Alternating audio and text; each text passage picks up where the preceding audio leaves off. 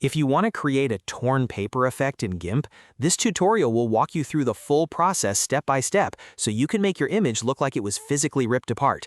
This is a really useful effect for thumbnails, posters, social graphics, and creative photo edits. And the best part is that you can do it all inside GIMP for free. If this tutorial helps you out, make sure to hit the like button and subscribe for more easy GIMP tutorials just like this. Let's jump in.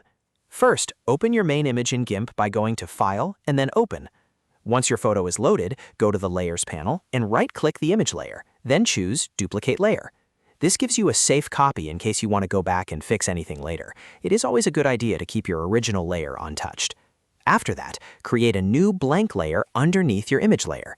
You can fill this layer with a contrasting color or even a texture, so the torn edges will stand out clearly once we start separating the image. Now we need to draw the rip line. Select the Free Select tool or press F on your keyboard. You can also use the Paths tool if you want a cleaner, more controlled shape.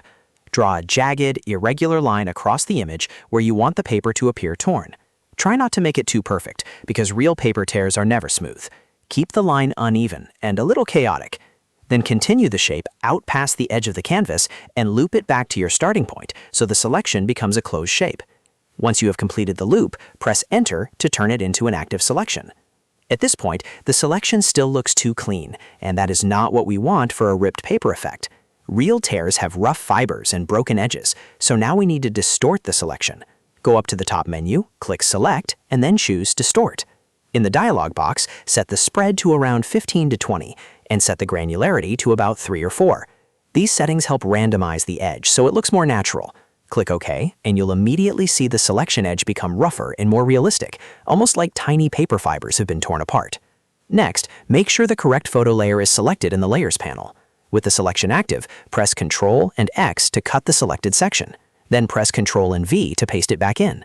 After that, click the new layer icon in the Layers panel, so the pasted section becomes its own layer. This step is important because now you can move the torn piece independently and create the illusion that the paper has physically separated. Select the Move tool by pressing M, then click and slightly shift the cut piece away from the other half of the image.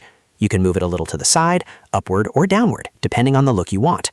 If you want a more dramatic ripped effect, you can also rotate the piece slightly, so it feels more natural and less symmetrical. The key is to leave a visible gap where the tear happened, so the background layer can show through. Now let's make the tear look realistic.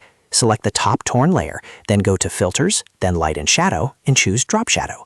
Add a subtle shadow so the torn edge appears lifted from the layer underneath. Keep the shadow soft and believable. You don't want it too strong, because a harsh shadow can make the effect look fake. A gentle shadow adds depth and gives the impression that one piece of paper is sitting on top of another. If you want to take it even further, you can add a lighter inner paper color or texture in the gap between the torn pieces. This helps sell the effect even more, especially if your background is darker or more colorful. You can also refine the torn edge by erasing small areas or adjusting the selection if needed. The more uneven and organic the tear looks, the more realistic your final design will appear. And that's how you create a torn paper effect in GIMP. It's a simple process once you understand the layers, the ripped selection, and the shadow details. And now you can use this effect in all kinds of creative projects.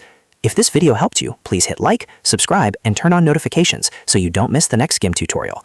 Thanks for watching, and I'll see you in the next one.